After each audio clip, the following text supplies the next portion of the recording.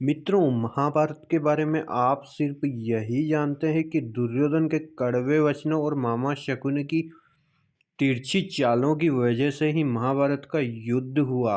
लेकिन आप सभी को इसके पीछे जुड़ी एक बहुत ही बड़ी कहानी पता नहीं होगी। वही कहानी आज हम आपको बताने वाले हैं। आप सभी ने ये तो सुना ही होगा कि बोया पेड़ बबूल का तो आम कहाँ से आए। जी हाँ दोस्तों, द्वापर युग में एक ऋषि हुआ करते थे, पराशर ऋषि, जो कि अपने तप के नाम से बहुत ही प्रसिद्ध थे।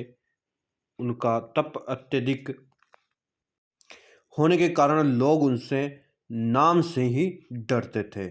एक बार ऋषि पराशर यमुना नदी के किनारे नदी पार करने के लिए नाव में बैठने के लिए आए।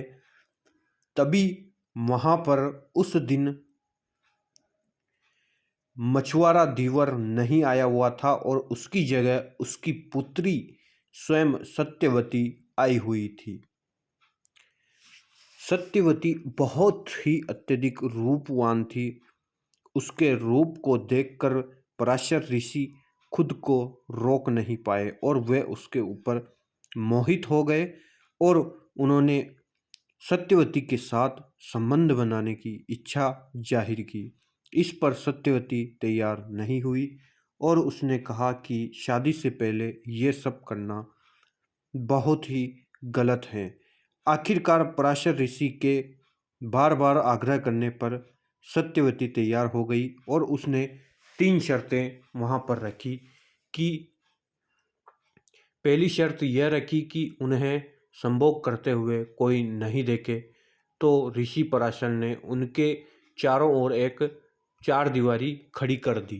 दूसरी शर्त सत्यवती ने यह रखी कि उसकी कोमायरता भंग नहीं होनी चाहिए, अर्थात पुत्र या पुत्री के जन्म के बाद भी वह कुंवारी जैसी ही रहनी चाहिए, अर्थात उसकी कोमायरता भंग नहीं होनी चाहिए। ऋषि ने यह बात भी मान ली तथा तीसरी सत्यवती ने यह शर्त रखी कि उसके शरीर से मछली जैसी जो दुर्गंध आती है वह दुर्गंध खत्म होकर सुगंध के रूप में परिवर्तित हो जानी चाहिए।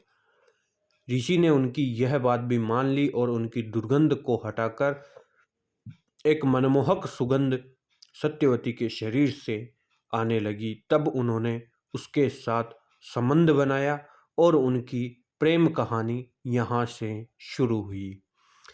कुछ महीनों बाद सत्यवती ने एक पुत्र को जन्म दिया जिसका नाम वेदव्यास रखा गया।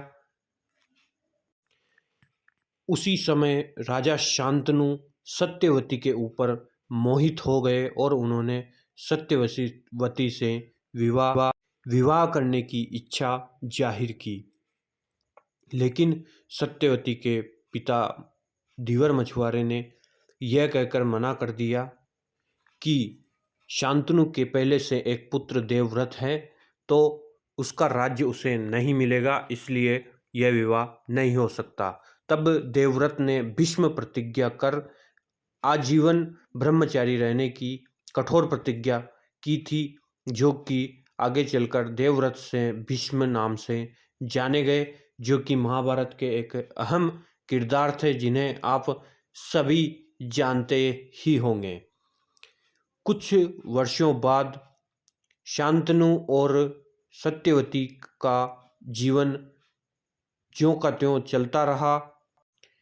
सत्यवती ने 2 पुत्रों को जन्म दिया, चित्रांगद और विचित्रवीर्य। चित्रांगद बड़ा राजा था, बड़ा पुत्र होने के नाते उसे सबसे पहले राज करने का मौका दिया गया। लेकिन चित्रांगद गंधर्वों से युद्ध के समय वीरगति को प्राप्त हो गए। तब भीष्म ने छोटे होने के नाते विचित्रवीर्य को राज्य सौंपा, लेकिन वे भोग विलास में डूबे रहते थे, हमेशा अपनी पत्नियों के साथ भोग विलास में ही व्यस्त रहते थे। इस वजह से उन्हें पीलिया हो गया और विचित्रवीर्य की भी मृत्यु हो गई, जिसकी वजह से भीष्म अति चिंतित हो गए। तब सत्यवती ने अपने ज्येष्ठ पुत्र वेदव्यास को बुलाया और वेदव्यास से 3 पुत्रों का जन्म हुआ। धृतराष्ट्र, पांडु और विदुर तीनों का जन्म हुआ। मित्रों, आप सभी को पता चल गया होगा कि आखिरकार महाभारत का बीज कहाँ से बोया गया है।